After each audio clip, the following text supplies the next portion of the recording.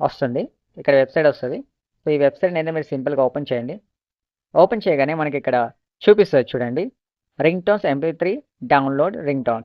So, మీరిక్కడ play కూడా చేసి ये వినొచ్చు. कोई तो वजह ప్లే చేసుకోవచ్చు. అండ్ ఇక్కడ సింపుల్‌గా డౌన్‌లోడ్ చేసుకోవచ్చు. అయితే నాకు సాలార్ కానీ ఏదైనా సరే